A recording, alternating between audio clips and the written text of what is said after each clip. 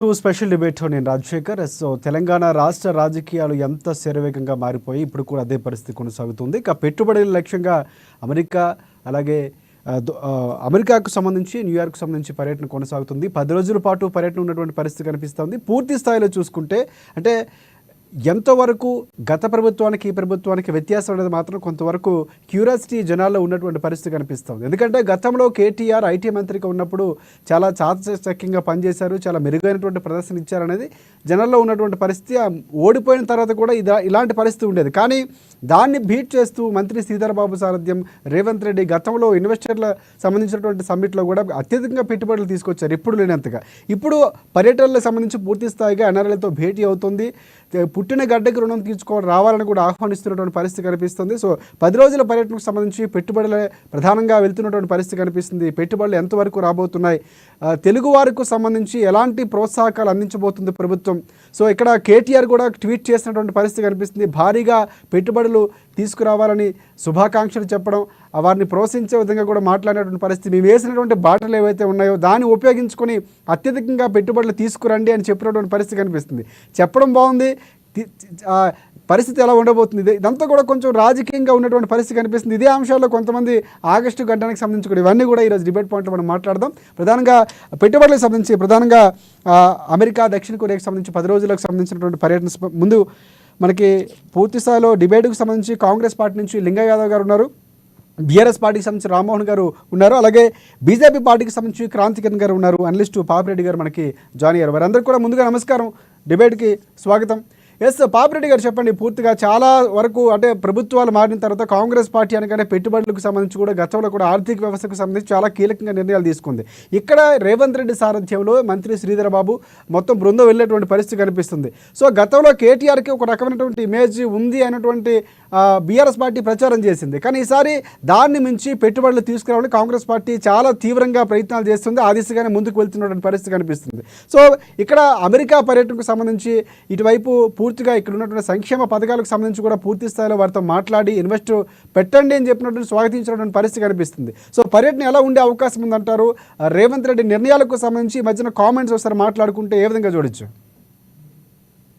ఇప్పుడు ఇది పెట్టుబడులను ఆహ్వానించడం, కంపెనీస్ను హైదరాబాద్ కానీ తెలంగాణ ప్రాంతానికి కానీ తీసుకురావడం అందరూ కూడా హర్షించదగ్గ విషయం. ఎందుకంటే ఇవాళ ఆర్థికాభివృద్ధి ఎంత ఎక్కువగా జరుగుతాయి అంటే ముఖ్యంగా తెలంగాణ ప్రాంతంలో హైదరాబాదు చాలా అనుకూలంగా ఉన్నది. తెలంగాణ ఆర్థిక వ్యవస్థకు హైదరాబాదు గుండెకాయ కాబట్టి హైదరాబాద్ ఎంత ఎక్కువగా అభివృద్ధి జరిగితే దాని యొక్క ఫలితాలు మొత్తం తెలంగాణ రాష్ట్రానికి కూడా వచ్చే అవకాశం ఉన్నది. కాబట్టి వాళ్ళు ఈ పర్యటన ఏదైతున్నదో అమెరికా, సౌత్ కొరియా, మనం దాన్ని ఒక శుభ పరిణామంగా తీసుకోవచ్చు.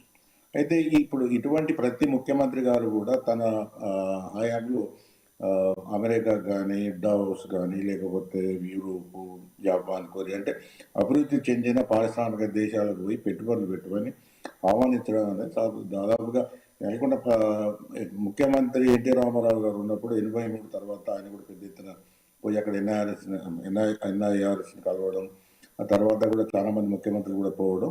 ఇప్పుడు ఈవెన్ బీఆర్ఎస్ లేదా టీఆర్ఎస్ లేదా బీఆర్ఎస్ గవర్నమెంట్ ప్రాంతంలో కూడా కేటీఆర్ గారు కూడా చాలాసార్లే ఈ విదేశీ పర్యటనలు చేయడం, పెట్టుబడుల కోసం తిరగడం జరిగింది.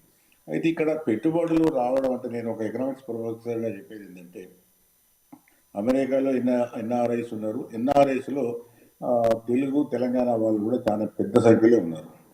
అయితే ఇక్కడ మనం వాళ్ళ పెట్టుబడులు పెట్టాలని ఆహ్వానించేటప్పుడు ఇక్కడ తెలంగాణ రాష్ట్రంలో ఎటువంటి అనుకూలమైన పరిస్థితులు ఉన్నాయి. వాళ్ళు ఒకవేళ ఎన్ఆర్ఐస్ వస్తే ఏ రంగంలో పెట్టుబడి పెట్టడానికి అవకాశం ఉన్నది, తర్వాత ఇక్కడ వాళ్ళు వస్తే ఒకవేళ పెట్టుబడి పెట్టడానికి వస్తే ఇక్కడ ఉన్న సమస్యలు ఏంది, దాని ప్రభుత్వం ఏ విధంగా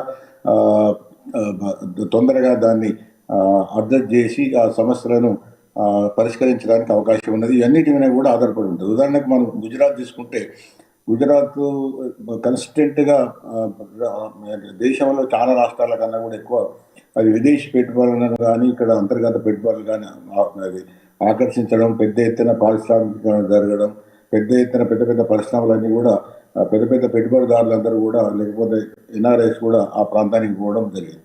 అయితే ఒక విధంగా హైదరాబాద్ అనేది ఒక అనుకూలమైన అంశం కాబట్టి తెలంగాణ రాష్ట్రానికి హైదరాబాద్ ఒక 3-4 అంశాలలో చాలా దేశంలో ఒక 3-4 పట్టణాలతో సమానంగా ఉన్నది. దాంట్లో ఐటీ ఉన్నది, ఫార్మా ఉన్నది, ఎలక్ట్రానిక్ ఇండస్ట్రీ ఉన్నది, తర్వాత ఈవెన్ ఈ మెడికల్ టూరిజం కూడా మెడికల్ అది కూడా మెడికేర్ కూడా హైదరాబాద్లో చాలా ఎక్కువగా ఉన్నది. ఇక మిగతా డిఫెన్స్ ఈ మిగతా అనేక రంగాలలో కూడా హైదరాబాద్ కొంత అనుకూలంగా ఉన్నది. కాబట్టి ఒకవేళ ఎన్ఆర్ఐస్ తోని వాళ్ళు రేవంత్ రెడ్డి గారు, శ్రీధర్ బాబు గారు వాళ్ళ ఆ బృందం ఏ విధంగా వాళ్ళకు కాన్ఫిడెన్స్ ఇవ్వగలుగుతుంది, ఏ విధంగా వాళ్ళు పెద్ద ఎత్తున పెట్టుబడులు పెట్టడానికి అవకాశం ఉంది. అంటే పెట్టుబడులు పెట్టడం అనేది ఒక అంశం అయితే పెట్టుబడులు ఏ రంగాల్లో పెట్టాలి అంటే ఇక్కడ ఈ రాష్ట్రంలో ఏమైతే అనుకూలమైన అంశాలు ఉన్నాయో వాటి మీద వీళ్ళు ప్రజెంటేషన్ ఇవ్వాల్సి ఉంటుంది. మీరు ఐటీ రంగానికి రండి, లేకపోతే ఫార్మాకు రండి, లేకపోతే ఎలక్ట్రానిక్స్ రంగానికి రండి, లేకపోతే యానిమేషన్ రంగాలకు. ఇప్పుడు కేటీఆర్ ఉన్నప్పుడు ఆయన యానిమేషన్ దాని మీద బాగా పెట్టాడు. యానిమేషన్ ఇప్పుడు బాగా డెవలప్ అవుతుంది. ఇటువంటి కొన్ని రంగాలను ఐడెంటిఫై చేసి మీరు వీటిలో ఈ పెట్టుబడి పెడితే మీకు కూడా లాభాలు వస్తాయి. రెండో వైపు తెలంగాణ రాష్ట్రం కూడా అభివృద్ధి చెందుతుంది. మీరు కూడా సన్స్ ఆఫ్ స్టైల్స్ కాబట్టి కొంచెం ఇక్కడ వేరు కాబట్టి మీరు కూడా కొంత తెలంగాణ రాష్ట్రానికి పెట్టుబడులు పెట్టడం వల్ల రాష్ట్రం డెవలప్ అవుతుంది. అటు మీరు కూడా ఆర్థికంగా కూడా మీరు కూడా లాభపడే అవకాశం ఉంటుంది. అంటే ఈ ఈ అనుకూలమైన అంశాలను వాళ్ళు ముందు పెట్టి వాళ్ళు ఏ మేరకు పెట్టుబడి ఆహ్వానిస్తారు. అయితే ఇక్కడ కూడా సమస్య ఏంటంటే రాజకీయ పార్టీలకు రాజకీయాలకు అతీతంగా తర్వాత మిగతా అనేకమైన అంశాలకు అతీతంగా అది చేయాల్సి ఉంటుంది. ఎందుకంటే నేను అమెరికా పాలిటిక్స్ కూడా నాకు తెలుసు, నేను తరచుగా పోతుంటాను. ఇప్పుడు ఇక్కడ కూడా మళ్ళీ ఏంటంటే కులాల వారి పంచాయతీలు ఉన్నాయి. ఈ కులాలను ఇప్పుడు ఈ రేవంత్ రెడ్డి గారు వచ్చారు కాబట్టి అక్కడ రెడ్డి సమాజం ముందుకు వచ్చి మేమే అంటే అక్కడ ఇవన్నీ ఉన్నాయి. ఇన్ని తెలంగాణ ఆంధ్రప్రదేశ్లో ఈ కులాలలో ఎన్ని అవలక్షణాలు ఉన్నాయో, ఎన్ని కాంట్రడిక్షన్స్ ఉన్నాయో ఎన్ఆర్ఐ అమెరికాలో కూడా అవే ఉంటాయి. కాబట్టి ప్రభుత్వం ఒక ముఖ్యమైన బాధ్యత ఏంటంటే ప్రభుత్వం కూడా ప్రాంతం మారినా కూడా ఆ ప్రభావం ఉండదంటారు. దేశం మారినా ప్రాంతం మారినా అభిమానం మాత్రం అలాగే ఉంటుంది. అంటే ఇంకొకటి ఇక్కడ అంటే ఇన్వెస్టర్ల ఫ్రెండ్లీ ప్రభుత్వం మాదని చెప్తున్నారు రాజశేఖర్ గారు. నేను చెప్పాను, ఎందుకు ఓపెన్గా చెప్తానంటే ఈ వాస్తవాలు కాబట్టి చెప్తాను, అది కూడా లైవ్లో చెప్తాను. ఇక్కడ ప్రభుత్వం యొక్క బాధ్యత ఏంటంటే అన్ని వర్గాలను, అన్ని రకాల ఈ పెట్టుబడిదారులను, అన్ని రకాల తెలంగాణ ప్రజలను కలుపుకొని ఒక కామన్ వేదికగా ఎవరికి కూడా పెద్దపీట వేయకుండా, ఎవరికి కూడా ఒక పెద్ద ఏది వాళ్ళే దాన్ని హైజాక్ చేసినట్టు ఫీలింగ్ రాకుండా అందరినీ కూడా తీసుకొని సమానమే చేస్తే పెట్టుబడులు వచ్చే అవకాశం ఉంటుంది. పెట్టుబడులు హైదరాబాద్లో ఎంత ఎక్కువ వస్తే ఉద్యోగిత పెరుగుతుంది. ఆ ఉద్యోగితతో ప్రభుత్వానికి ఆదాయం వస్తుంది. రెండవది తెలంగాణలో ఉన్న ఉద్యోగ ఎవరైతే ఎడ్యుకేటెడ్ ఉంటారో లేకపోతే వీళ్ళు చదువుకున్న వాళ్ళు ఉంటారో వాళ్ళు కూడా పెద్ద ఎత్తున ఉద్యోగాలు దొరికే అవకాశం ఉంటుంది. రైట్. కాంగ్రెస్ పార్టీకి సంబంధించి లింగ యాదవ్ గారు చెప్పండి. చాలా కీలకంగా ఈసారి అంటే గతంలో చూసుకుంటే గత ముఖ్యమంత్రి ఎక్కువగా కేసీఆర్ వెళ్ళినటువంటి సందర్భాల్లో కేటీఆర్ ఆ బాధ్యత తీసుకునేవారు. ఐటీ మంత్రిగా పూర్తిగా ఆయన ఒక ట్వీట్ కూడా చేశారు. ఇక్కడ పూర్తిగా అత్యధికంగా పెట్టుబడులు తీసుకురండి, బెస్ట్ విషయం చెప్తున్నటువంటి పరిస్థితి. మీ వేసిన బాటలో గతంలో బలపరిచినటువంటి బంధాలని మరింతగా పటిష్టం చేస్తూ పెట్టుబడులు తీసుకురావాలి, తెలంగాణ దానికి వేదిక అని కూడా చెప్పినటువంటి పరిస్థితి. అంటే మేము అభివృద్ధి చేస్తాం, దాన్ని కొనసాగించండి అని చెప్తూనే భారీ పెట్టుబడులు రావాలని విశ్వాసం కూడా చెప్పారు. సో దాన్ని ఏ విధంగా చూస్తారు లింగ యాదవ్ గారు? ముందుగా అందరికీ నమస్కారం అండి, మీకు కోపానిస్తూ అందరికీ. తెలంగాణలో కాంగ్రెస్ ప్రజాప్రభుత్వం ఏర్పడిన తర్వాత ఇవాళ సంక్షేమం ఒకవైపు, మరొక వైపు అభివృద్ధి, ఈ రెండింటిని కూడా సమపాలనలో చూస్తున్నటువంటి ఇవాళ ముఖ్యమంత్రి రేవంత్ రెడ్డి గారి ఆధ్వర్యంలో జరుగుతుంది. అంటే ఇవాళ ఎంత సంక్షేమం చేస్తున్నామో అదే విధంగా ఇవాళ అభివృద్ధి కూడా ముఖ్యమే. దానికి అనుగుణంగానే గతంలోనే ముఖ్యమంత్రి రేవంత్ రెడ్డి గారు, మరి అదే విధంగా IT and industries minister Sridhar Babu గారి ఆధ్వర్యంలో మనందరికీ తెలుసు దావోస్కి వెళ్ళి దాదాపు 40,000 కోట్ల రూపాయల ఇన్వెస్ట్మెంట్ లో ఆ రోజు ఒప్పందాలు చేసుకోవడం జరిగింది. మళ్ళీ మొన్న ముఖ్యమంత్రి రేవంత్ రెడ్డి గారు, అదేవిధంగా నిన్న ఐటీ మినిస్టరు శ్రీధర్ బాబు గారు అమెరికా, దక్షిణ కొరియా దాదాపు ఒక 10 రోజుల పర్యటనకు వెళ్ళడం జరిగింది. అంటే ఇవాళ తెలంగాణలో హైదరాబాద్ కు ఉన్నటువంటి ప్రత్యేకమైనటువంటి అనుకూల పరిస్థితులని ఇవాళ హైదరాబాద్ లో ఐటీ, అదే విధంగా pharma industries, medical hub, tourism, అదే విధంగా ఇవాళ ఈ ఐటీ మినిస్టర్ శ్రీధర్ బాబు గారు ప్రత్యేక శ్రద్ధతోటి ఇవాళ ఆర్టిఫిషియల్ ఇంటెలిజెన్స్ కూడా అంటే ఇవాళ అంటే కొత్తగా వస్తున్న మార్కెట్ లో డెవలప్ అవుతున్నటువంటి వాటిని ఇవాళ అందిపుచ్చుకోవడం కోసం ఆర్టిఫిషియల్ ఇంటెలిజెన్స్ కు హైదరాబాద్ కి ఒక గ్లోబల్ గా హబ్ గా తయారు కావడం కోసం కూడా మనందరూ తెలుసు నెక్స్ట్ సెప్టెంబర్ లోనే ఇక్కడ ఏఐ ఒక వరల్డ్ కాన్ఫరెన్స్ కూడా ఆర్గనైజ్ చేయడం జరుగుతుంది. అంటే ఇవాళ మనం అర్థం చేసుకోవచ్చు. గౌరవ ముఖ్యమంత్రి రేవంత్ రెడ్డి గారు, ఐటీ ఇండస్ట్రీ మినిస్టర్ శ్రీధర్ బాబు గారు ఎంతో అంటే తెలంగాణ అభివృద్ధి జరగాలి, ఇవాళ పెట్టుబడులు వస్తే ఇవాళ తెలంగాణ యువతకు ప్రత్యేకించి యువతకు ఉద్యోగాలు వస్తాయి, అవకాశాలు వస్తాయి. కొత్తగా అదే విధంగా ఇవాళ అమెరికాలో ఉన్నటువంటి లేదా మిగతా యూరోప్ కంట్రీలో ఉన్నటువంటి ఎవరైతే తెలుగు వాళ్ళు కానీ లేదా ఎన్ఆర్ఐస్ కానీ అక్కడ సెటిల్ అయ్యారు, వాళ్ళందరూ కూడా మీరు హైదరాబాద్ రండి, తెలంగాణకు రండి, ఇక్కడ మీరు పెట్టుబడులు పెట్టండి, ఈ ప్రభుత్వం మీకు అండగా ఉంటది, మీకు ఏ విధమైనటువంటి సమస్యలు రావు, ఇక్కడ ఉంది ప్రజా ప్రభుత్వము. ఇవాళ ఈ ప్రజా ప్రభుత్వంలో గతంలో లెక్క ఏకపక్ష నిర్ణయాలు జరిగాయి, ఏదైనా కూడా సమిష్టి నిర్ణయాలు జరుగుతుంది. మీరు ఇక్కడికి వచ్చి పెట్టుబడులపై ఇన్వెస్ట్మెంట్లు పెట్టండి, ఈ ప్రభుత్వం మీకు అండగా ఉంటదని ఇవాళ ముఖ్యమంత్రి రేవంత్ రెడ్డి గారు ఆధ్వర్యంలో ఇవాళ ఐటీ మినిస్టర్ గారు పర్యటనలు చేయడం జరుగుతుంది. ఇక మీరు అన్నారు గతంలో గురించి మాట్లాడుతుంది. ఇవాళ గతం గురించి మాట్లాడుకుంటే చాలా చెప్పవలసి వస్తుంది. ఎంతసేపు గతంలో కేటీఆర్ ఎంతసేపు తన యొక్క ఏదో మనం గ్లోబల్ ప్రచారం అంటారు. ఇప్పుడు ఆయన హైదరాబాద్ అనేది మన అందరికీ తెలుసు. హైదరాబాద్ ఎప్పుడు డెవలప్ అయిందండి? ఎవరి రాజ్యంలో డెవలప్ అయిందండి? ఒక రోజు డెవలప్ అయింది హైదరాబాద్ ఐటీ ఎప్పుడు వచ్చిందండి? కేటీఆర్ లేనప్పుడు, కేసీఆర్ ఇక్కడ లేనప్పుడు ఐటీ వచ్చిందండి. ఆనాడు కాంగ్రెస్ ప్రభుత్వం నేదురమల్లి జనార్దన్ రెడ్డి గారి ముఖ్యమంత్రి ఆధ్వర్యంలో, ఆ తర్వాత ఎవరు వచ్చినటువంటి అందరు ముఖ్యమంత్రులు కూడా దానికి సహకరించారు. ఇవాళ మీరు చూడ హైదరాబాద్ డెవలప్ కావడానికి ఇంటర్నేషనల్ ఎయిర్పోర్ట్ ఎవరి ఆధ్వర్యంలో జరిగిందండి? ఇవాళ హైదరాబాద్ గ్రోత్ రేట్ లో ఇంటర్నేషనల్ ఎయిర్పోర్ట్, అదే విధంగా ఓఆర్ఆర్, ఔటర్ రింగ్ రోడ్, ఇవన్నీ కూడా అంటే తర్వాత వచ్చిన ముఖ్యంగా చంద్రబాబు నాయుడు గాని రాజశేఖర రెడ్డి గారి తర్వాత వచ్చిన ప్రతి ఒక్కరు కూడా దానికి ముందు తీసుకెళ్లారు. అంతే తప్ప కేటీఆర్ వచ్చిన తర్వాతనే హైదరాబాద్ డెవలప్ కాలే. ఫర్ యువర్ కైండ్ ఇన్ఫర్మేషన్, ఎందుకంటే కేటీఆర్ ఆ విధంగా పబ్లిసిటీ చేసుకుండ్రు. నేనే హైదరాబాద్ లో ఐటీ తీసుకొచ్చిన, హైదరాబాద్ అంటే నేనే, ఎందుకంటే పబ్లిసిటీ చేయడంలో అట్లాంటి చేసుకోవడంలో కేటీఆర్ దిట్ట, అందుకే అట్లా చేసుకుంది. కానీ ఇది ప్రజా ప్రభుత్వం. ఇవాళ మీరు చూడండి, మేము 40,000 కోట్ల అంటే ఇక్కడ ఒక శుభాకాంక్షలు చెప్పారు. శుభాకాంక్షలు చెప్తూ ఎక్కువగా పెట్టుబడులు తీసుకురండి అని చెప్పడం, దాన్ని స్వాగతిస్తారు పోనీ ఒక్క వాడిని? నేను అదే అంటున్నాండి. మొన్న మీ ప్రభుత్వం ఏర్పడిన తర్వాత దావోస్కి వెళ్ళి మేము 40,000 కోట్ల పెట్టుబడి ఇన్వెస్ట్మెంట్ ఒప్పందాలు జరిగాయి. ఎప్పుడు తీసుకురాని రీతిలో తీసుకొచ్చారు. అది ఒక రకమైనటువంటి మంచి శుభపరిణామం కూడా గతంలో కూడా జరిగింది. మళ్ళీ మీ దగ్గరికి వస్తాను వెంకయ్య గారు. మనకి బీఆర్ఎస్ పార్టీకి సంబంధించి చాలా ప్రశ్నలు సంధించారు. రామ్మోహన్ గారు ఉన్నారు. రామ్మోహన్ గారు చెప్పండి, అంటే పూర్తి స్థాయిలో కాంగ్రెస్ ప్రభుత్వం, రేవంత్ రెడ్డి గారు అలా పూర్తి సారథ్యంలో వెళ్తున్నటువంటి పరిస్థితి కనిపిస్తూ ఉంది. గతంలో కూడా చాలా సందర్భాల్లో పర్యటనలు జరిగాయి. ఈసారి భిన్నంగా ఎక్కువగా పెట్టుబడులు రావాలి, ఎందుకంటే రాష్ట్రానికి ప్రయోజనం జరగాలి అనేటటువంటి ధోరణితో కాంగ్రెస్ ప్రభుత్వం వెళ్తుందని చెప్తుంది. సో మీరేమంటారు? ముందుగా అందరికి నమస్తే. ఈరోజు రేవంత్ రెడ్డి గారు విదేశీ పర్యటనకు పోయారు, తెలంగాణ ప్రాంతాన్ని నిధులు తీసుకురావాలని చెప్తున్నారు. చాలా సంతోషం. మేము కూడా దాన్ని స్వాగతిస్తున్నాం బీఆర్ఎస్ పార్టీగా.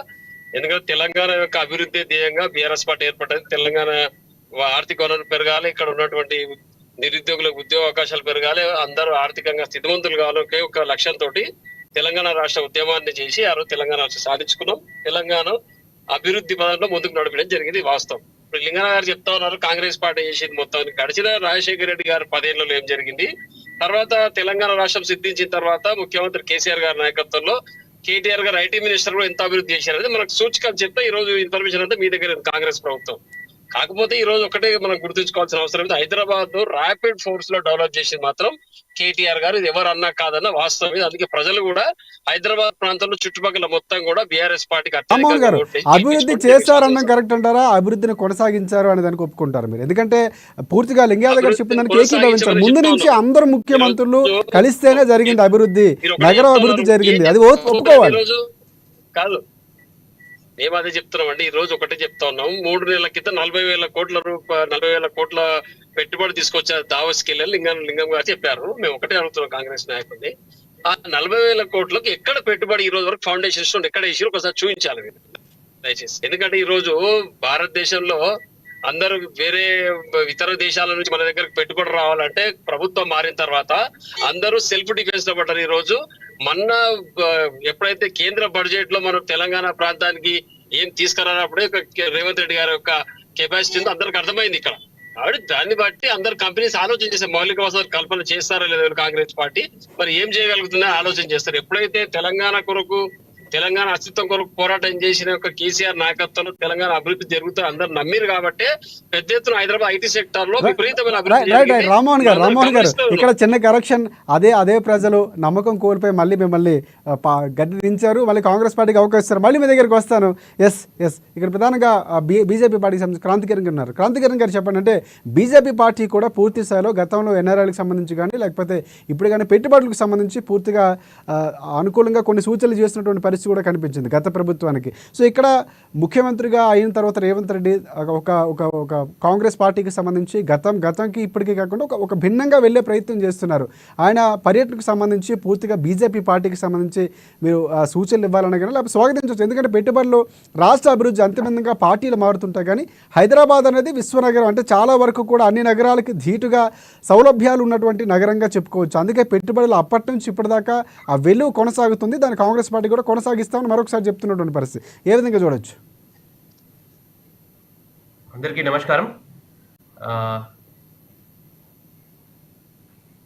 భారతీయ మూలాలకు చెందిన విదేశాలలో స్థిరపడ్డ చాలా మంది వ్యాపారవేత్తలు ఆ దేశానికి తిరిగి ఏదో చేయాలనే తపనతోని ఇది ఆన్గోయింగ్ ప్రాసెస్. వాళ్ళు విదేశాల్లో పోయిన తర్వాత విదేశాలలో నా భూమి మళ్ళీ తిరిగి నేను ఉపయోగపడాలనే ఒక చక్కటి మాతృభూమికి సేవ చేసుకునే అవకాశం ఇది చేసుకునే అవకాశం ఇది. అంటే ఆ రకంగా చాలా అసోసియేషన్స్, ఇది నార్త్ ఇండియా కల్చర్, నాటా, టానా, అటువంటి రకరకాల అసోసియేషన్స్ ఏవైతే ఉన్నాయో ఆ అసోసియేషన్ హోస్ట్ చేసే చాలా ప్రోగ్రామ్స్ లో మన రాష్ట్రానికి సంబంధించిన ముఖ్యమంత్రులు కూడా పోయిన దాఖలాలు ఉన్నాయి. అక్కడ వాళ్ళ మన రాష్ట్రంలో ఉన్న ఫెసిలిటీస్ గురించి వాళ్ళు అక్కడ ప్రెజెంటేషన్స్ ఇవ్వడము, అది అక్కడి నుంచి మళ్ళీ డబ్బులు తీసుకొచ్చి ఇక్కడ వ్యాపార నిమిత్తం పెట్టి తెలంగాణ అభివృద్ధికి దాంట్లో భాగస్వామ్యం అనేది ఇట్స్ డెవలప్మెంట్ అనేది ఇట్స్ ఆన్ గోయింగ్ ప్రాసెస్. కాబట్టి అప్పుడు కేటీఆర్ గారు వారు దాన్ని తెలంగాణ రిప్రజెంట్ చేసి అప్పుడు భారతీయ డిస్పోరాకు సంబంధించిన వాళ్ళ ముందు రిప్రజెంట్ చేస్తున్నారు, డబ్బులు తెచ్చారు. ఇప్పుడు అదే క్రమంలో రేవంత్ రెడ్డి గారు కూడా పోయినారు. దాని పెద్ద అంటే వాళ్ళు ఏదో ఇంక్రెడిబుల్ యాక్టివిటీ చేస్తున్నారు అని అటువంటి ఏమి లేదు. It's part of their activity, as part of their role as chief minister.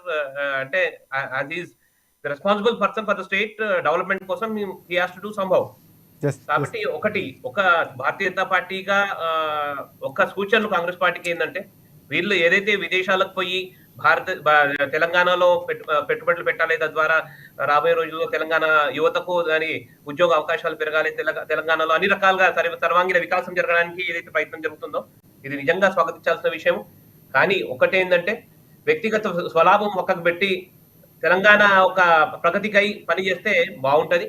అదే రకంగా ఈ క్రమంలో 25 సంవత్సరాల కిందనే వైబ్రెంట్ గుజరాత్ పేరుతోని అప్పటి ప్రధానమంత్రి ముఖ్యమంత్రిగా గుజరాత్ లో ఉన్నప్పుడు వారు కూడా అదే క్రమంలో వైబ్రెంట్ గుజరాత్ లో ఉన్న ప్రోగ్రామ్ అప్పుడు కూడా ప్రపంచంలో ఉన్న భారతీయులని ఇన్వైట్ చేసి అక్కడి నుంచి ఈ యొక్క పరంపర కొనసాగుతూ వస్తుంది.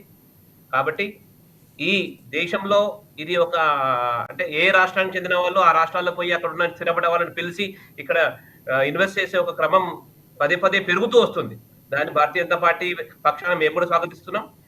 రాబోయే రోజులలో ఇంకా డబ్బులు తెచ్చి ట్రాన్స్పరెంట్ గా వారికి అందరికి కూడా కావాల్సిన రీతిలో బేసిక్ ఫెసిలిటీస్ ని వాళ్ళు ఆ స్పియర్ క్రియేట్ చేసి వాళ్ళందరికీ కూడా చక్కటి అవకాశం ఇచ్చి దాని అభివృద్ధి, తెలంగాణ అభివృద్ధిలో వాళ్ళు కూడా భాగస్వాములు అయితే బాగుంటుందని మా అభిప్రాయం.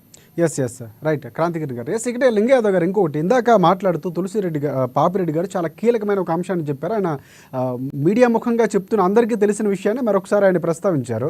సో ఇక్కడ అంటే కొన్ని ప్రాధాన్యతలు, అంటే వర్గాల ప్రాధాన్యతలు లేకపోతే వారికి అనుకూలంగా స్నేహితులు ఇలాంటివి కూడా అక్కడికి వెళ్ళా కూడా ఉంటున్నాయి. వారితోనే కొన్ని కొలబరేట్ అవ్వడం కానీ లేకపోతే పెట్టుబడులు పెట్టుకు సంబంధించి అలాంటి కంపెనీలు ఇది కొంతవరకు మాట్లాడుతున్నటువంటి పరిస్థితి కనిపిస్తుంది. దాంట్లో మీ అభిప్రాయం ఏంటి? అంటే ఒక యాజ్ ఏ కామన్ మ్యాన్గా లేకపోతే పార్టీకి సంబంధించినటువంటి లీడర్గా ఏం చెప్తారు మీరు? అంటే మేమంతా కూడా స్కాలర్ గా అమెరికాకి వెళ్ళిన తర్వాత కూడా ఇట్లాంటి క్యాస్టిజం ఉండడం అనేది కొంచెం ఆలోచించవలసిన విషయం. అది ఏ పార్టీ అయినా ఏ వ్యక్తికైనా సంబంధించింది కాదు. ఎందుకంటే వాళ్ళందరం కూడా equality according to Indian constitution అయినా ఇవాళ అందరం కూడా మన అందరం కూడా యాజ్ ఏ హ్యూమన్ బీయింగ్. అయితే ఇక్కడ మా ప్రజాప్రభుత్వం ముఖ్యమంత్రి రేవంత్ రెడ్డి గారి ఆధ్వర్యంలో, ఇవాళ ఐటీ మినిస్టర్ శ్రీధర్ బాబు గారి ఆధ్వర్యంలో ఇవాళ మేము వెళ్ళి తెలంగాణ బిడ్డలుగా, తెలుగు బిడ్డలుగా, ఈ దేశ పౌరులుగా తెలంగాణకు రండి అని అడుగుతున్నాం. ఈ తెలంగాణకు ఇన్వెస్ట్మెంట్ పెట్టామని అడుగుతున్నాం తప్ప మేము ఎక్కడ కూడా మీరు అనుకున్నట్టు లేదా ఇతర అపోహలేదని ఉంటే అలాంటిది ఏమి లేదండి. As a Telangana chief minister గా తెలంగాణ రాష్ట్ర ఐటీ మినిస్టర్ ఇవాళ వాళ్ళు పర్యటన జరుగుతుంది. తెలంగాణ బిడ్డలుగా, తెలుగు బిడ్డలుగా మీరు రండి. మీకేమైనా ఇండియన్ ఎన్ఆర్ఐస్ మీరు ఇది హైదరాబాద్ అనేది ఒక గ్లోబల్ హబ్ ఉంది, ఒక వరల్డ్ సిటీ ఉంది. మీరు ఇక్కడ ఇన్వెస్ట్మెంట్ పెట్టండి, మీకు ఇక్కడ సకల సదుపాయాలు కల్పిస్తాం. మీకు ఏ విధమైన సమస్య ఉన్నా కూడా ఇవాళ ముఖ్యమంత్రి, మంత్రులు నిరంతరం అందుబాటులో ఉంటారు.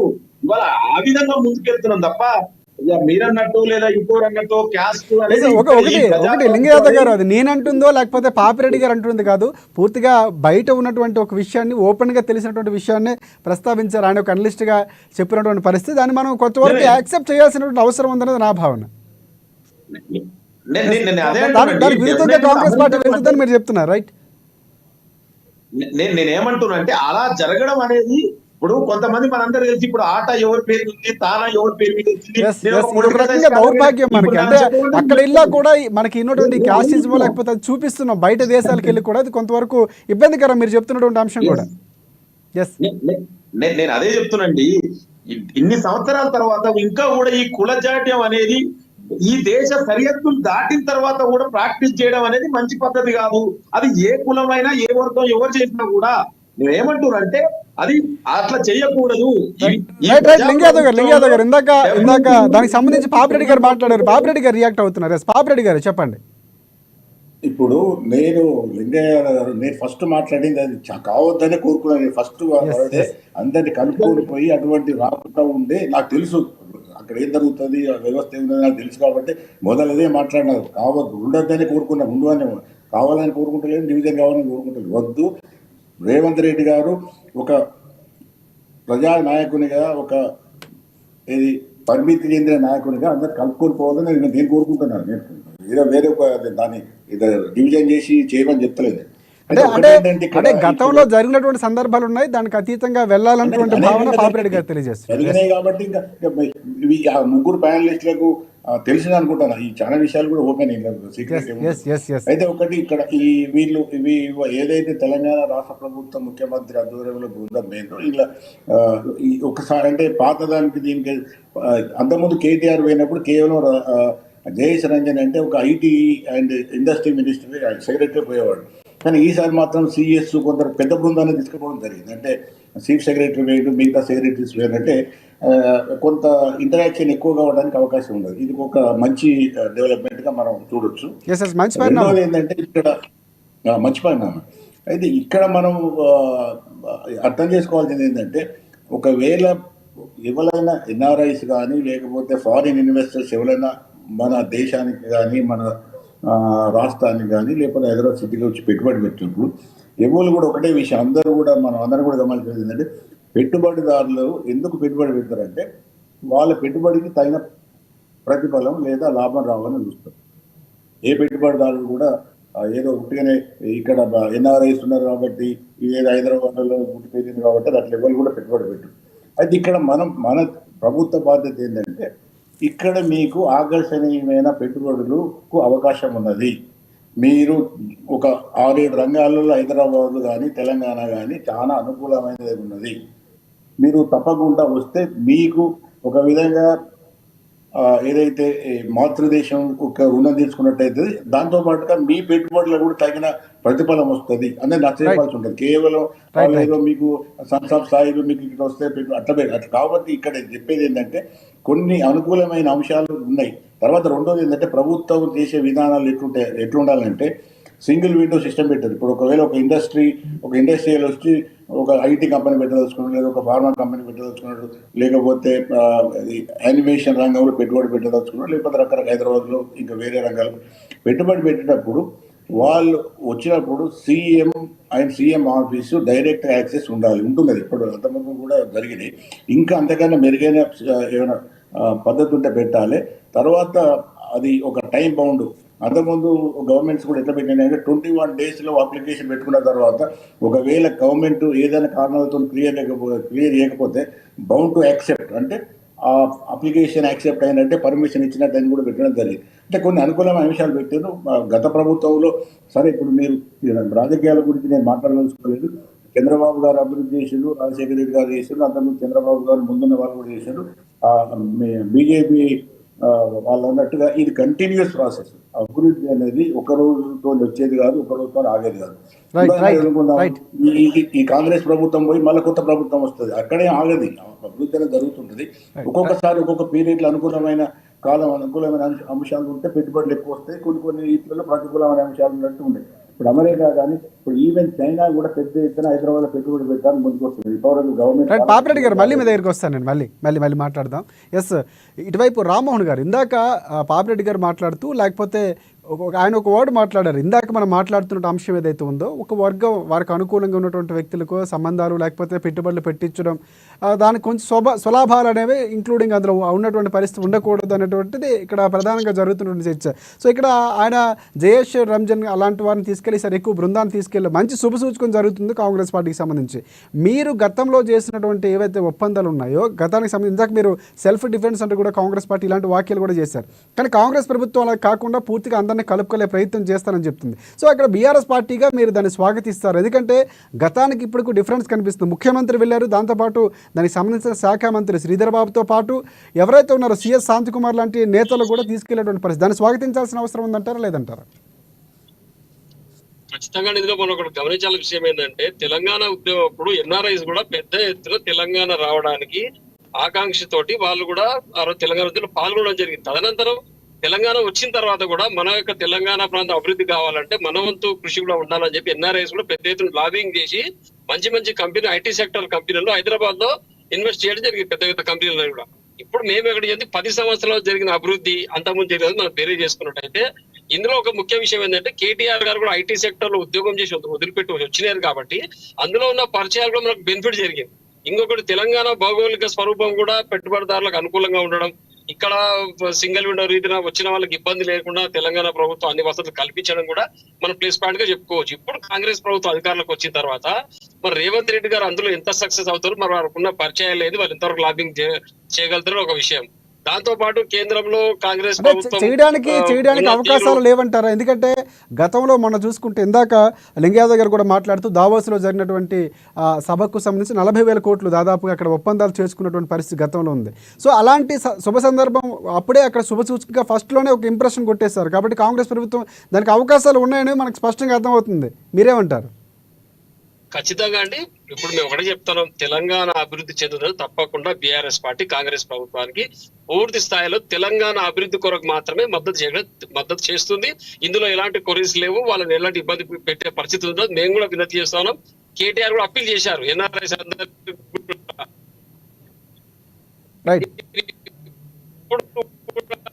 రైట్ రామ్మోహన్ గారు, మీ వాయిస్ కొంచెం క్లారిటీ అవుతుంది. మళ్ళీ మీ దగ్గరికి వస్తాను. ఎస్, బీజేపీ పార్టీకి సంబంధించి క్రాంతికిరణ్ గారు ఉన్నారు. క్రాంతికిరణ్ గారు, ఇందాక మనం ముగ్గురు పార్టీలకు సంబంధించి కానీ లేకపోతే అనలిస్ట్ పాపిరెడ్డి గారు కొన్ని అంశాలు ప్రస్తావించారు. దానికి సంబంధించి మీరు ఏకీభవిస్తారంటే అక్కడ ఒక వర్గానికి సంబంధించి ఒప్పందాలు చేసుకోవడం, దానికి భిన్నంగా అంటే గత ప్రభుత్వంలో జరిగినటువంటి ఒప్పందాలు ఏవైతే ఉన్నాయో అవి లాభదాయకం అయినప్పుడు రాష్ట్రానికి పరిపుష్టిగా అభివృద్ధి లేకపోతే ఉపాధి అవకాశాలు ఉన్నప్పుడు దాన్ని కొనసాగించాల్సిన అవసరం తర్వాత ప్రభుత్వం కంటిన్యూ అవుతున్న ప్రభుత్వం ఖచ్చితంగా మార్పులు చేర్పులు ఉంటుంది, దాన్ని కొనసాగించాల్సిన అవసరం ఉందని కూడా పాపిరెడ్డి గారు చెప్పినటువంటి పరిస్థితి.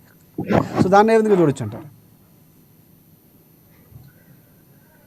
ఒక విషయం అయితే వాస్తవం అండి, భారతదేశంలో ఈ కులపరమైన వివక్ష, కులపరమైన ఆధిపత్యము అనే ఒక గజ్జి ప్రపంచంలో భారతీయులు ఎక్కడ పోయినా కనిపిస్తూ ఉంటుంది. అది నరాల్లో ఇది పెద్ద నిజంగా ఈ దేశంలో ఆ మధ్య ఒక మేధావి రాస్తుంటే, ఇంత వైవిధ్యం ఉన్న భారతదేశంలో ఇప్పుడున్న కుల పరమైన ఏదైతే తారతమ్యాలు, ఆధిపత్య ధోరణులు ఉన్నాయి, అవి ఇంకెన్ని సంవత్సరాలు కొనసాగుతాయి అంటే 100 సంవత్సరాల తర్వాత కూడా భారతీయులు ఎక్కడ పోయి స్థిరపడతారో అక్కడ కూడా కనపడతాయి అని అన్నారు వారన్నారు. అట్లా ఇది ఈ దేశానికి ఒక సమస్య.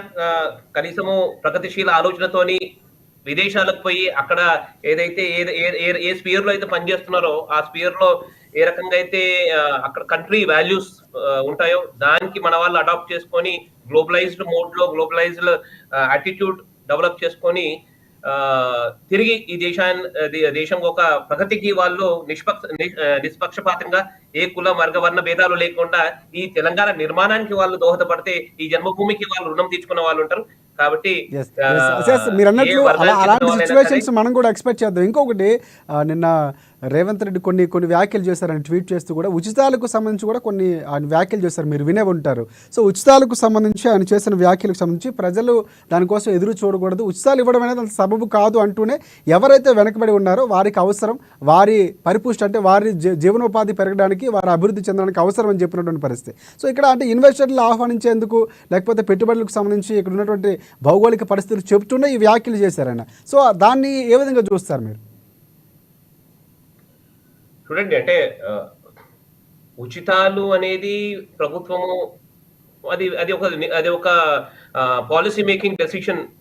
కానీ ఈ వేరే దేశాల నుంచి ఇక్కడ పెట్టుబడి పెంచడానికి ఇక్కడ ఒక దానివల్ల యాక్చువల్ గా మెయిన్ ఆబ్జెక్టివ్ ని మనం పూర్తిగా రేవంత్ రెడ్డి గారు చెప్పిన విషయం, మన పెట్టుబడులు స్వదేశీకి సంబంధించినటువంటి ఎవరైతే ఉన్నారో అన్నాయిలు వారికి సంబంధించి కూడా రుణం తీసుకోవచ్చు. మనం ప్రధానంగా పుట్టిన గడ్డకు రుణం తీసుకోవచ్చు. దాంతో పాటు కూడా ఇక్కడ జీవన ప్రమాణాలు పెరుగుతాయి. ఆ ఉత్సాహాలను ఇవ్వకుండా వారిని పోషించుకునే అవకాశం ఉంటుందని చెప్పారు ఆ కాంటెస్ట్ లో. చెప్పండి క్రాంతికిరణ్ గారు. సహజం అది. ఇప్పుడు చూడండి, ఇప్పుడున్న తెలంగాణలో ఆర్థిక పరిస్థితులలో ఎక్కడో ఒక చోట ఆర్థిక పరమైన ప్రెషర్ ముఖ్యమంత్రి గారు ఉన్నారు, ఇది వాస్తవం. ఇది అందరూ యాక్సెప్ట్ చేయాల్సిన విషయం. దాంట్లో ఇప్పుడు ఒక అడుగు ముందుకు పోయి అధికారంలో రావడానికి రకరకాల డిక్లరేషన్ చేసుకొని ఏవైతే ఉచితాలు ఇస్తున్నారో అది కూడా ఒక ఛాలెంజ్ ఇప్పుడు ముఖ్యమంత్రి గారికి. అవన్నీ ప్రాపర్ గా మీట్ అవుతూ అదే రకంగా తెలంగాణ ప్రగతికి పనిచేయడానికి చేయడం అనేది ముఖ్యమంత్రి గారి పైన, భుజస్కంధాల పైన ఉన్న ఒక ముఖ్యమైన భారం ఈ రోజు. అయితే ఇప్పుడు ఈ రకంగా అయితే వాళ్ళు విదేశాలకు పోయి పెట్టుబడిదారులని ఈ దేశానికి, తెలంగాణకి ఆహ్వానించి తద్వారా రాబోయే రోజుల్లో వాళ్ళు సరైన రీతిలో అది ఒక ఇన్స్టిట్యూషనలైజ్ మోడ్ లో అవి ఇన్వెస్ట్మెంట్ అయ్యి ఆబ్వియస్లీ తెలంగాణ ప్రగతికి, తెలంగాణ ఒక ఆర్థిక స్థితిగతులని అది మార్పుకై ఉపయోగపడుతుంది. దాంట్లో ఎటువంటి అనుమానం లేదు. Obviously financial capabilities of Telangana will surely improvise ఈ ఇంటర్నేషనల్ ఇన్వెస్ట్మెంట్స్ జరగడం వల్ల. ఒకటి. రెండోది, ఇక్కడ ఉన్న ఏదైతే డౌన్ రోడ్ పీపుల్ ఉన్నారో, ఆర్థిక స్థితిగతులు వెనుకబడి ఉన్నారో, ఉద్యోగ అవకాశాలు కూడా ఒక మార్గం. ముఖ్యమంత్రి గారు అయిండొచ్చు కాక ఆయన చెప్పే మాటల్లో నాకు అనిపించిన లక్ష్యము ప్రభుత్వం ఇచ్చే ఉచితాల మీద డిపెండ్ అయ్యి కాకుండా వాళ్ళు అవకాశాలను కూడా, వేరే అవకాశాలను కూడా ఎక్స్ప్లోర్ చేసి ముందు బాగుంటదేమో అనే దిశలో వారు అన్నట్టు అనిపించింది నాకు. రైట్. లింగయ్య గారు మీరేమంటారు? అంటే రేవంత్ రెడ్డి గారు చేసినటువంటి వ్యాఖ్యలు అంటే పూర్తిగా చూసుకుంటే అన్ని పార్టీలు ఉచితాలపైన గెలిచేటటువంటి ఒక సర్కస్గా అందులో పడిపోయినటువంటి పరిస్థితి కనిపిస్తుంది. ఇవ్వకపోతే ఉచితాలు ఇవ్వకపోతే, లేకపోతే వారికంటే ఎక్కువ పెంచకపోతే ఇది కొనసాగుతుంది. అది మనం ఓపెన్గా తెలిసినటువంటి అంశమే. కానీ ఇక్కడ పర్యటనలో నేపథ్యంలో ఆయన అలాంటి స్థితిగతులు మార్చే విధంగా ఉచితాలు అనేవి లేకుండా చేసే పరిస్థితి, అంటే జీవన ప్రమాణాలు పెరగాలంటే పెట్టుబడులు రావాలనే కాంటెస్ట్లో మాట్లాడినటువంటి పరిస్థితి. సో దాన్ని మీరు ఏ విధంగా చూడొచ్చు అంటారు? ఉచితాలు అనేది అంటే నిజమైన అర్హులైన పేదలు ఎవరైనా ఉంటే వాళ్ళకి డెఫినెట్ కూడా ఆదుకోవాల్సిన బాధ్యత అది ఏ ప్రభుత్వం మీద అయినా ఉంటది. ఇవాళ మా ప్రభుత్వం ఇది తెలంగాణలో ప్రజా ప్రభుత్వం, ముఖ్యమంత్రి రేవంత్ రెడ్డి గారి ఆధ్వర్యంలో డెఫినెట్ గతంలో మనం కేసీఆర్ 10 ఏళ్ల పాలనలో జరిగినటువంటి ఏ విధంగా జరిగిందనేది మనం ఒకసారి అర్థం చేసుకోవాలి. ఉచితాలనే పేరు మీద అనర్హులైన వ్యక్తులకు కూడా లబ్ధి పొందిరు, అది కదా ముఖ్యం. వాళ్ళ నిజమైన పేదలు, నిజమైన రైతులు, నిజమైన బడుగు బలహీన వర్గాలను ఆదుకోవాల్సిన అవసరం ఎంతైంది ఉంది. అందుకే ఇవాళ ప్రజా ప్రభుత్వం ఒకవైపు అభివృద్ధి, మరోవైపు సంక్షేమం రెండు కూడా సమపాలలో జరుగుతుంది. అయితే మీరు ఒక చిన్న ఉదాహరణ గత 10 ఏళ్ల కేసీఆర్ ఒక పథకం రైతు బంధు పేరు మీద పెట్టిండు. ఈ రైతు బంధు ఎవరికి వచ్చిందండి? నిజమైన రైతులకు అందుతే నష్టం లేదు, కానీ రియల్ ఎస్టేట్ బ్రోకర్లకు, రియల్ ఎస్టేట్ ఇన్వెస్టర్లకు, 100 ఎకరాలు 1000 ఎకరాలు ఉన్నటువంటి వ్యక్తులకు, మల్లారెడ్డి లాంటి వ్యక్తులకు, అట్లాంటి వ్యక్తులకు అవసరమా అండి? అది కదా ప్రశ్న. ఆ విధంగా అంటే అనవసర వ్యక్తులకు వాళ్ళు అర్హులు కాదు. ఇప్పుడు నిజం మీరు చెప్పండి, మల్లారెడ్డి వ్యక్తి 1000 ఎకరాలు ఉన్నటువంటి వ్యక్తికి రైతు బంధు ఇవ్వడం సబమంటారా మీరు? అట్లాంటి ఉచితాలు నిజమైన, అందుకే ఈ ప్రజా ప్రభుత్వం ఇవాళ మీరు మేము ఇచ్చిన రైతు భరోసా గాని, రుణమాఫీ గాని ఒక స్ట్రీమ్ లైన్. అంటే ఎవరైతే నిజమైన అర్హులైన పేదలను ఆదుకోవాల్సిన అవసరం, బాధ్యత ఈ ప్రభుత్వం మీద ఉంది. డెఫినెట్ ప్రభుత్వం ఆదుకుంది. ఎట్ ద సేమ్ టైం అనర్హులకు మాత్రం ఇట్లాంటి ఉచితాలు ఇవ్వద్దు అనేది దాంట్లో తప్పే ఉందండి. మేము అందుకే చెప్తున్నాం, అభివృద్ధి, సంక్షేమం. ఇవాళ అమెరికా గాని ఇవాళ ఈ పర్యటనకి వెళ్ళింది కూడా అక్కడ ఉన్నటువంటి ఎవరైతే అక్కడ సెటిల్ అయినటువంటి వ్యక్తి, ఎన్ఆర్ఐలు, తెలుగు వ్యక్తులు లేదా మిగతా ఫారినర్స్ హైదరాబాద్ రండి. హైదరాబాద్ గ్లోబల్ హబ్, ఇక్కడ అన్ని అనుకూలమైనటువంటి వాతావరణ పరిస్థితులు హైదరాబాద్, తెలంగాణ ఉన్నాయి. మీరు వచ్చి ఇన్వెస్ట్మెంట్ పెట్టండి, మీకు ఏ ప్రాబ్లం రాకుండా మీరు చూసుకునే బాధ్యత ఈ ప్రభుత్వం ఉంది, మీరు ముందుకు రండి. ఆ విధంగా ఇక్కడ ఆ ఇన్వెస్ట్లు వస్తే ఇక్కడ ఉన్న లోకల్ కు ఎంప్లాయ్మెంట్ దొరుకుతుంది, ఇక్కడ ఉన్నటువంటి యువత నిరుద్యోగులకు కూడా ఎంప్లాయ్మెంట్ ఆపర్చునిటీ దొరుకుతుంది. సో ఆ విధంగా ప్రభుత్వం ముందుకెళ్తుంది తప్ప అనవసరం అంటే గతంలో చేసినట్టు తప్పిదాలు చేయకూడదు అనేది ముఖ్యమంత్రి మాట్లాడి ఉండొచ్చు, అంతే తప్ప అక్కడ వేరే ఉద్దేశం కాదండి. ఇవాళ మీరు చేసి 10 ఏళ్ళలో ఇవాళ చెప్పమంటే ఒక్కటి చెప్తా, ఎంత అర్హులకు లబ్ధి పొందిర్రు, ఇవాళ దళిత బంధు పేరు మీద ఎవరు వచ్చింది నిజమైన దళితులకు లబ్ధి పొందిర్రా మనం చూస్తున్నాం. ఏ విధంగా ఒక్కొక్కటి వాళ్ళు చేసినటువంటి జరిగింది అనేది 10 ఏళ్ళు ఇవాళ అన్ని అవినీతే కదా. ఏ డిపార్ట్మెంట్ అనేది తీసుకో, ఇవాళ మీరు చేపల స్కాము, గొర్రెల స్కాము, కాళేశ్వరంలో అవినీతి, విద్యుత్ కొనుగోళ్లు, land mafia, sand mafia, liquor mafia, phone tapping, ఇట్లాంటి ఆర్థిక క్రమశిక్షణ లేకుండా జరిగింది గతంలో. ఈ ప్రజాప్రభుత్వం ఒక ఆర్థిక క్రమశిక్షణ కాంగ్రెస్ ప్రభుత్వం డిఫెన్స్ లో పడింది, కాంగ్రెస్ ప్రభుత్వం డిఫెన్స్ లో పడింది. గతంలో మేము తీసుకురావాల్సిన పెట్టుబడులు ఏవైతే ఉన్నాయో మేము తీసుకొచ్చినవి ఆ స్థాయిలో తీసుకురాలేదేమో. అంటే తెలంగాణకు సంబంధించి పరిచయాలు ఉన్నాయి, ఆయన గతంలో ఐటీగా పనిచేసినటువంటి పరిచయాలతో ఎక్కువగా తీసుకొచ్చారు కేటీఆర్ అని కొన్ని వ్యాఖ్యలు చేశారు. ఇక్కడ రామ్మోహన్ గారు కూడా డిఫెన్స్ లో పడింది అన్నటువంటి వ్యాఖ్యలు కూడా చేశారు, మీరు వినే ఉంటారు. దానికి ఏం చెప్తారు?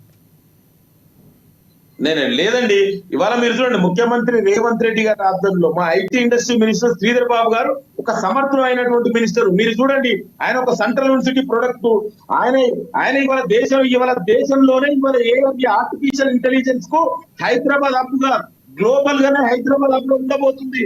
దానికి నిరంతరం కృషి చేస్తుండు. మీకు తెలుసు, నెక్స్ట్ సెప్టెంబర్ లోనే వరల్డ్ కాన్ఫరెన్స్ హైదరాబాద్ లో జరుగుతుంది. అంత ఎఫిషియన్సీ పర్సనాలిటీ శ్రీధరబాబు గారి ఆధ్వర్యంలో ఇవాళ ఇన్వెస్ట్మెంట్ జరుగుతున్నాయి. అయితే ఇవాళ కేటీఆర్ గురించి చెప్పుకోవాలి, డెఫినెట్ కూడా. ఎందుకు చెప్పుకోవాలి? కేటీఆర్ ఇంత చేస్తే ఏమైనా ప్రచారం ఎక్కువ చేసుకుంటాడు. మా ఐటీ మినిస్టర్ శ్రీధరబాబు గారు బహుశా కేటీఆర్ లెక్క ప్రచారం చేయకపోవచ్చు, ఎందుకంటే వాళ్ళకు ఉన్నటువంటి వాట్సాప్ యూనివర్సిటీల ద్వారా, వాళ్ళకు ఉన్నటువంటి కేటీఆర్ ఉన్నటువంటి టీవీ ఛానల్, అనుకూలమైనటువంటి టీవీ పేపర్స్ ద్వారా వాళ్ళు ఎక్కువ ప్రచారం చేసుకోరు. ఇవాళ ఎవరంటే కేటీఆర్ స్టాండర్డ్ ఏంది, శ్రీధరబాబు గారు స్టాండర్డ్ ఒకసారి వీళ్ళు చూడండి. వాళ్ళ ఎవరి పర్సనాలిటీ ఏంది, ఏం మాట్లాడుతారండి? కేటీఆర్ ఎక్కడ చేసి వచ్చిందండి? అమెరికా పోయినా ఏదో మరి ఈ దేశంలో నీకు దమ్ముంటే ఇక్కడ ఎందుకు చదవలేను, ఎందుకు సీట్లు రాలే నీకు? ఇవన్నీ కాదు, నువ్వు ఎవరు ఎఫిషియన్సీ చూడండి. ఇవాళ శ్రీధరబాబు గారు ఈ మినిస్ట్రీలోనే చాలా మొత్తం గవర్నమెంట్ చాలా ఎఫిషియన్సీ మినిస్టర్. ఇవాళ ఆయన గవర్నమెంట్ లోకి వచ్చిన తర్వాత మీరు చూడు, దాదాపు 40,000 కోట్ల రూపాయలు. మరి కేటీఆర్ 10 ఏళ్ళ తీసుకొచ్చిన 40,000 కోట్ల రూపాయల ఇన్వెస్ట్మెంట్. ఆ విధంగా చెప్పాలి తప్ప ఇవాళ కేటీఆర్ ఏదో ప్రచారం చేసుకుంటూ కాబట్టి ఇప్పుడున్న శ్రీధరబాబు ప్రచారం చేసుకోవట్లే, అది కాదండి. ఎవరు తెలంగాణకి ఎన్ని నిధులు తెస్తున్నారు, ఎవరు నిజంగా ఇన్వెస్ట్మెంట్ వస్తున్నాయా రావా, దాని గురించి చర్చ పెట్టండి. మేము ఇప్పుడు ఈ ప్రభుత్వం ఏర్పాటై 7 నెలలే గడుపుతుంది. మొత్తం కేటీఆర్ 10 ఏళ్ళలో, అంటే టీఆర్ఎస్ పరిపాలనలో 10 ఏళ్ళు మినిస్టర్ ఉండి ఆయన ఎన్ని తీసుకొచ్చిండు? మా మినిస్టర్ ఇవాళ శ్రీధర్ బాబు గారి ఐటీ మినిస్టర్, ఇండస్ట్రీ మినిస్టర్ లో 7 నెలల్లో ఎన్ని ఇన్వెస్ట్మెంట్స్ వచ్చినాయి, ఎన్ని లింగయాదవ్ గారు ప్రధానంగా ఇంకోటి మనకి హెల్త్ కేర్ కు సంబంధించి కానీ సాఫ్ట్వేర్ రంగం చాలా అభివృద్ధి చెందుతుంది హైదరాబాద్ కు సంబంధించి. ప్రధానంగా ఫార్మా కానీ వ్యాక్సిన్లకు సంబంధించి గతంలో కరోనా సమయంలో వ్యాక్సిన్లకు సంబంధించి సప్లై చేయడంలో చాలా కీలక భూమిక పోషించింది హైదరాబాద్. సో దాన్ని మరింత పటిష్టం చేయాల్సిన అవసరం ఉంది. దానికి సంబంధించి కూడా ఈసారి పెట్టుబడుల్లో అంశం ఉండే అవకాశం ఉంది. మరింత చేయూత తీసుకొచ్చేలాగా పెట్టుబడులు ఉండబోతున్నాయని మనం ఆశించవచ్చు అంటారా? అండి, IT industries, pharma, medical hub, medical hub ఇప్పుడు ఇవాళ ప్రపంచంలో మార్కెట్ ఇవాళ కొత్త ఆర్టిఫిషియల్ ఇంటెలిజెన్స్, ఇవాళ మెడికల్ టూరిజం. మీరు అన్నట్టు ఇప్పుడు కరోనా టైంలో ఆ వ్యాక్సిన్ తయారు చేసి మరి ఎప్పుడు ఆ కంపెనీలు ఎస్టాబ్లిష్ చేసిరండి? కేటీఆర్ వచ్చినాక ఎస్టాబ్లిష్ అయినాయని. నేను ఏం చెప్తున్నా అంటే ఇవాళ హైదరాబాద్ అనేది ఒక గ్లోబల్ హబ్ అండి. ఇది దాదాపు కొన్ని సంవత్సరాల నుంచి ఆనాడు కాంగ్రెస్ పార్టీ ప్రభుత్వం నేదురమెల్లి జనార్దన్ రెడ్డి చేసినప్పటి నుంచి ఇవాళ పునాదులు ఒక కన్స్ట్రక్టివ్ హైదరాబాద్ డెవలప్ అవుతుంది. ఇవాళ ఈ ప్రభుత్వం డెఫినెట్ కూడా మెడికల్ టూరిజం, ఇవాళ మీరు చూడండి, ఎస్పెషల్లీ మిడిల్ ఏషియా నుంచి దాదాపు మాక్సిమం మెంబర్స్ కూడా ఇవాళ హైదరాబాద్ మెడికల్ టూరిజం మీద వస్తున్నారు, హాస్పిటల్ కి హైదరాబాద్ కి వస్తున్నారు. ఆ విధంగా డెఫినెట్ కూడా హైదరాబాద్ కూడా ఒక గ్లోబల్ హబ్ లో తయారైంది ఇవాళ. అదేవిధంగా ఇండస్ట్రీస్, ఐటీ, ఇవాళ కొత్తగా ఇవాళ మొత్తం కూడా ఈ ప్రపంచంలో ఇవాళ రానున్న రోజులంతా కూడా ఏ టెక్నాలజీదే. రైట్ లింగాదవ్ గారు మళ్ళీ మీ దగ్గరికి వస్తాను. పాపిరెడ్డి గారు చెప్పండి. అంటే చాలా అంశాలు ఉన్నాయి. అంటే పూర్తిగా చెప్పాలంటే ఇన్వెస్ట్మెంట్కి సంబంధించి హైదరాబాద్ చాలా పరిశ్రమలు పెట్టడానికి అనుకూలంగా ఉన్నటువంటి ప్రాంతంగా చెప్పుకోవచ్చు. ఎందుకంటే సముద్ర మట్టానికి ఎత్తులో ఉండటం కానీ చాలా అంశాలు ఇక్కడ ప్రతికూలంగా ఉంటాయి, కలిసి వచ్చే అంశాలు ఉన్నాయి. కాబట్టి మనం ఇందాక మాట్లాడుతూ వ్యాక్సిన్కి సంబంధించి కానీ ఇంటెలిజెన్స్, ఇప్పుడు ఆర్టిఫిషియల్ ఇంటెలిజెన్స్ అనేది చాలా ట్రెండింగ్ అవుతుంది, చాలా ఉపయుక్తం, భవిష్యత్తు దాని మీద ఆధారపడింది. దానికి సంబంధించి ఎక్కువగా మనం పెట్టుబడులు ఆశించవచ్చు అంటారా? వ్యాక్సిన్లకు కానీ లేకపోతే విద్యా వైద్యానికి కూడా పెద్దపీట వేస్తామని రేవంత్ రెడ్డి చెప్పినటువంటి పరిస్థితి. సో మనం దానికి సంబంధించి పెట్టుబడులు భారీగా రాబోతున్న ఆ దిశగా ప్రయత్నాలు ఉంటున్నాయి, సత్ఫలితాలు ఇస్తాయని మనం ఆశిద్దామంటారా?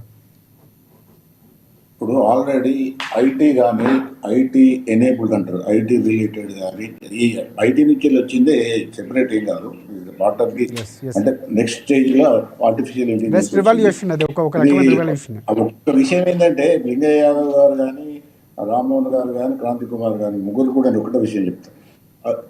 ఈ విషయాలన్నీ కూడా చాలా ప్రభుత్వాలు ఏదో వాళ్ళకి అనుకూలంగా ఉన్నది వాళ్ళకి అది అప్పుడు చేసుకుంటూనే పేరు. ఉదాహరణకి ఇదే ఆర్టిఫిషియల్ ఇంటెలిజెన్స్ ఏఐ ఇయర్గా కేటీఆర్ ఉన్నప్పుడు 2019-20 ఆయన స్టేట్ ఏఐ పాలసీ అని డిక్లేర్ చేశారు. అప్పుడు నేను చైర్మన్ ఉన్న హైయర్ ఎడ్యుకేషన్ కౌన్సిల్ చైర్మన్ చేయలేదు ఇంకా చేసారు. యానిమేషన్ ఇండస్ట్రీ కూడా పెద్ద ఎత్తున ప్రోత్సహించారు. అయితే ఒకటేంటంటే ఎన్ని చేసినా కూడా డెవలప్మెంట్ అనేది చాలా పెద్ద అంశం. కాబట్టి నువ్వు 100 కంపెనీలు పట్టుకొచ్చినా కూడా ఇంకొక 100 కంపెనీలు పట్టుకోమంటారు. కాబట్టి ఒక వ్యవస్థలో నడుస్తున్న కొద్ది కంటిన్యూటీగా పోతుంది.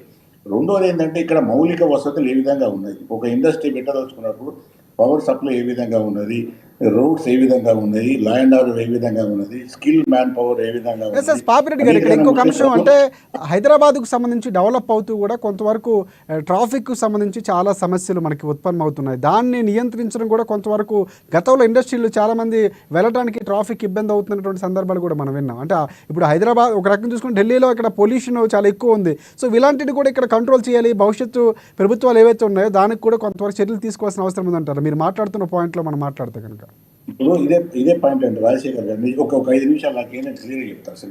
సమయం కూడా మనకు చాలా తక్కువ ఉంది, 2 minutes లో కంప్లీట్ చేయండి. మనకి మొత్తం ఓవరాల్ గా టైం ఉంది.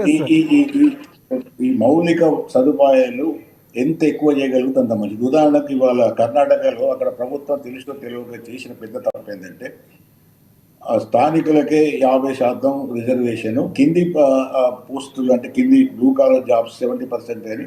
సరే రిజర్వేషన్ ఇంప్లిమెంట్ అవుతుందా కాదా ఆ ఒక్క మాటతోనే దాదాపుగా నాస్కామ్ మొత్తం బెంగళూరులో ఉన్న సిలికాన్ వ్యాలీ ఆఫ్ ఇండియా అన్న కంపెనీస్ నుంచి ఒక అల్టిమేట్ ఇచ్చారు స్టేట్ గవర్నమెంట్, మీరు ఈ విధంగా పెడితే మేము కంపెనీస్ అన్ని కూడా షిఫ్ట్ చేస్తాం. ఇప్పుడు ఇక్కడ ఇప్పుడు ఇవి మౌలిక సదుపాయాలు పెంచడంతో పాటుగా ప్రభుత్వ విధానాలు పాలసీలు ఇండస్ట్రియలిస్టులకు ఏ విధంగా ఉంటాయి, వాళ్ళకి నష్టమే ఇక్కడికి వస్తారు. ట్రాఫిక్ నుంచి మొదలు పెడితే అనేకమైన అంశాలు ఉన్నాయి. అయితే ఇప్పుడు బెంగళూరు ఏమవుతున్నదంటే బెంగళూరు సాచురేషన్ అంటే బెంగళూరు ఒక స్టేజ్కి వచ్చేసి ఆగిపోతున్నది. ఎందుకంటే అక్కడ ట్రాఫిక్ కంజెషన్ ఎక్కువైపోయింది.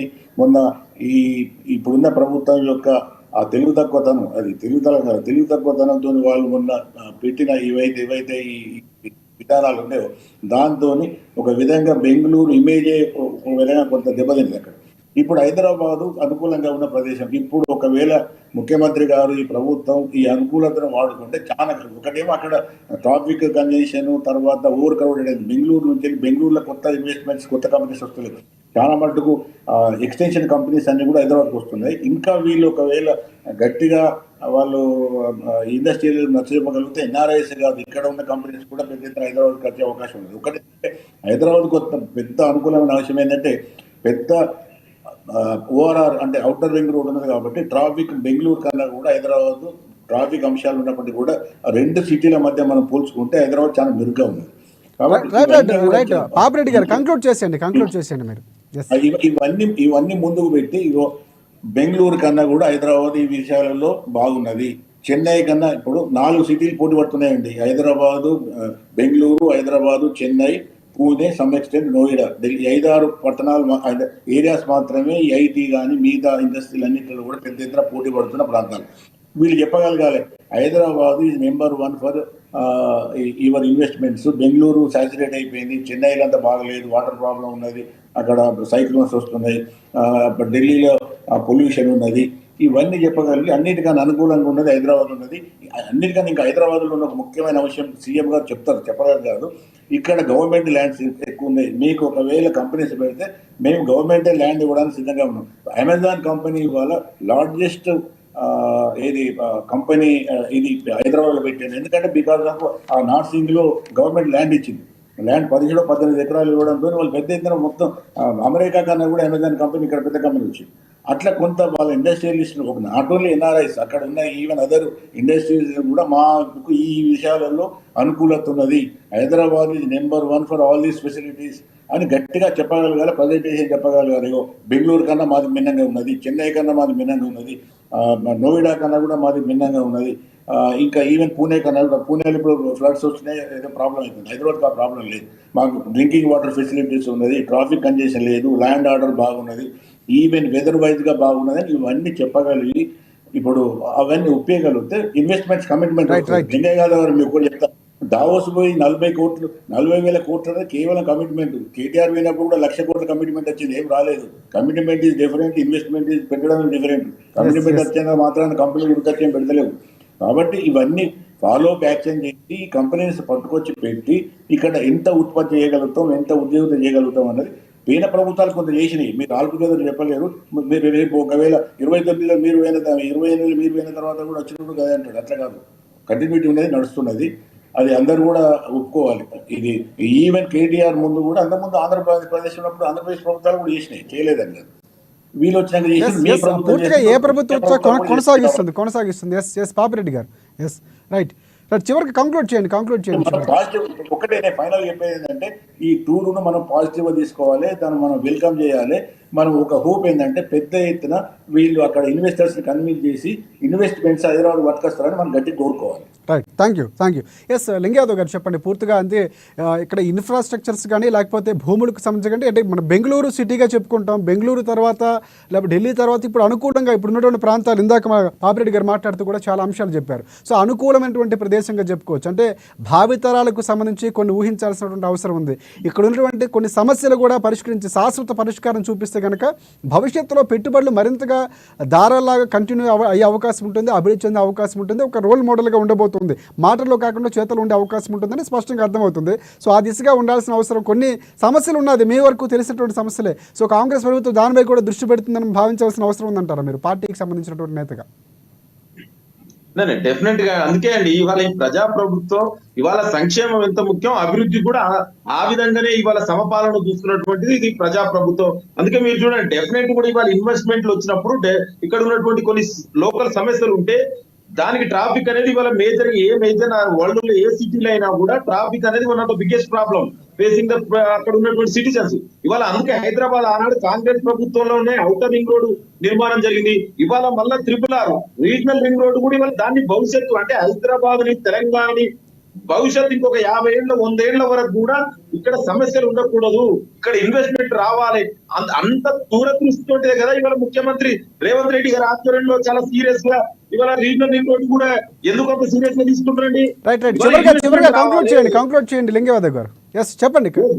కూడా ఈ పర్యటనలో ఇవాళ ముఖ్యమంత్రి రేవంత్ రెడ్డి గారి, అదే విధంగా ఐటీ మినిస్టర్ శ్రీధర్ బాబు ఆధ్వర్యంలో డెఫినెట్ కూడా ఇన్వెస్ట్మెంట్లు అనేది చాలా పెద్ద ఎత్తున ఇవాళ హైదరాబాద్ రాబోతుంది. హైదరాబాద్ అనేది ఇవాళ దేశంలోనే, వరల్డ్ లోనే ఒక గొప్ప సిటీగా నిలవలబోతుందండి. రైట్. క్రాంతిగిరి గారు చెప్పండి. అంటే బీజేపీ పార్టీకి సంబంధించి కూడా పూర్తిగా చాలా పర్యటనలు చేస్తూ ఉంటుంది. మొత్తం ఓవరాల్గా మనం చూసుకుంటాం, ఏదైనా కూడా అంతిమంగా రాష్ట్ర అభివృద్ధి, హైదరాబాద్ నగర అభివృద్ధి అనేది మనం ప్రామాణికంగా ఉండాల్సినటువంటి అవసరం ఉంటుంది ప్రతి రాజకీయ నాయకులకు కూడా. ఇక్కడ జరుగుతున్నటువంటి ఇతర మౌలిక వస్తువులకు సంబంధించి కూడా చాలా అంశాలు మనం మాట్లాడుకున్నాం. మీ అభిప్రాయం ఏంటి? చివరిగా చెప్పాలంటే ఏం చెప్తారంటే కాంగ్రెస్ ప్రభుత్వానికి సూచనలు ఇచ్చేవి ఏమైనా ఉన్నాయా, లేకపోతే బీజేపీ పార్టీకి సంబంధించి ఇలాంటి ఇన్వెస్ట్మెంట్కి సంబంధించి లేకపోతే ఉన్నటువంటి సమస్యలకు సంబంధించి ఏమైనా చెప్తారా మీరు? క్రాంతికిరణ్ గారు. హైదరాబాద్ అన్ని రకాలుగా మౌలిక వసతులు కలిగిన ఒక సిటీ, దాంట్లో ఎటువంటి అనుమానం లేదు. కాబట్టి ముఖ్యమంత్రి గారు ఏదైతే జంబూ జెట్ ఏదైతే డెలిగేషన్ తీసుకొని ఏదైతే రిప్రజెంట్ చేయడానికి, ఇన్వెస్టర్స్ ముందు ప్రెజెంటేషన్ చేయడానికి ఏదైతే టెక్నికల్ టీమ్ ని, వాళ్ళతో పాటు సెక్రటరీలని ఆ రకంగా వెంట ఐటీ మినిస్టర్లను ఏదైతే తీసుకుపోయినారో అది ఫ్రూట్ఫుల్ కావాలి. ఎందుకంటే ఇంత పెద్ద delegation they have went abroad at the cost of tax payers. ఏదైతే తెలంగాణలో ఏదైతే ట్యాక్స్ పేయర్స్ ఉన్నారో వాళ్ళ డబ్బు తోని వాళ్ళు అంత పెద్ద జంబు జెట్ టీమ్ ని డెలిగేషన్ తీసుకెళ్లారు. దాని మీద ఖర్చు అయిన డబ్బులన్నీ కూడా ట్యాక్స్ పేయర్స్ ఒక డబ్బు. కాబట్టి ఎండ్ రిజల్ట్ ఈస్ మ్యాటర్స్. వాళ్ళు వెళ్ళిన పని సక్సెస్ఫుల్ గా అక్కడ పోయి ప్రాపర్ వేలో ప్రెజెంటేషన్ ఇచ్చి కన్విన్స్ చేసి అది తిరిగి ఒక అగ్రిమెంట్ రూపంగా కంక్లూడ్ అయ్యి తిరిగి హైదరాబాద్ కి ఇన్వెస్టర్ రూపంగా సఫలీకృతం అయితేనే వీళ్ళు వెళ్ళిన డెలిగేషన్ ఒక సంబంధించిన సక్సెస్ఫుల్ డెలిగేషన్ అవుతుంది. కాబట్టి నేను ఎవరెవరైతే ఇక్కడ నుంచి తెలంగాణ ప్రతినిధులుగా విదేశాలకు పోయినారు వాళ్ళందరూ కూడా సక్సెస్ఫుల్ గా తెలంగాణ ఖ్యాతిని కాపాడే దిశలో తెలంగాణలో అన్ని రకాల వసతులు ఉన్నాయనే విషయాన్ని ప్రాపర్ గా అందరికి ప్రస్తావించి ఇన్వెస్టర్ ని కన్విన్స్ చేసి ఇన్వెస్ట్మెంట్ తీసుకొచ్చే ప్రయత్నం చేస్తే బాగుంటుందని మా అభిప్రాయం. రైట్ థ్యాంక్ యూ క్రాంతికిరణ్ గారు. ఎస్, చాలా అంశాలు ఉన్నాయంటే ఒక్క హైదరాబాదే కాకుండా చుట్టుపక్కల ఉండే తెలంగాణ ప్రాంతాలు కూడా విస్తరించాల్సిన అవసరం కూడా ఉంది. ఈ పాయింట్స్ అన్ని కూడా మనం సమయం తక్కువ ఉంది. అండ్ ఒకటి ప్రధానంగా చూసుకుంటే 10 రోజుల పర్యటన రాష్ట్ర భవిష్యత్తుకి తెలంగాణ పునాదులు ఏవైతే ఉన్నాయో పటిష్టపరిచేందుకు భవిష్యత్తును ఊహించి కూడా ఇక్కడ ఉన్నటువంటి మౌలిక వస్తువులు కల్పన మరింత పటిష్టం చేసుకుని పెట్టుబడులు రావాలని మనం కూడా ఆశిద్దాం. అన్ని పార్టీలకు సంబంధించి ఎలా అవుతుందో అంటే పార్టీలు మారుతున్నా ప్రజలు మారలు ప్రాంతం మారదు కాబట్టి దీన్ని అభివృద్ధి ధ్యేయంగా వెళ్ళాలి, అలాంటి పెట్టుబడులు రావాలని మనం కూడా ఆశిద్దాం. ప్రధానంగా డిబేట్లో పాల్గొన్న కాంగ్రెస్ పార్టీకి సంబంధించి లింగ యాదవ్ గారికి, అలాగే బీఆర్ఎస్ పార్టీకి సంబంధించి రామ్మోహన్ గారికి, బీజేపీ పార్టీకి సంబంధించి క్రాంతికిరణ్ గారికి అండ్ రాజకీయ విశ్లేషకులు పాపిరెడ్డి గారికి ప్రత్యేకంగా ధన్యవాదాలు తెలియజేస్తున్నాం. ఇది ఇవాల్టి డిబేట్ పాయింట్. రేపటి డిబేట్ పాయింట్లో మళ్ళీ మనం కలుసుకుందాం. అంతవరకు చూస్తూనే ఉండండి అమా న్యూస్, నిజం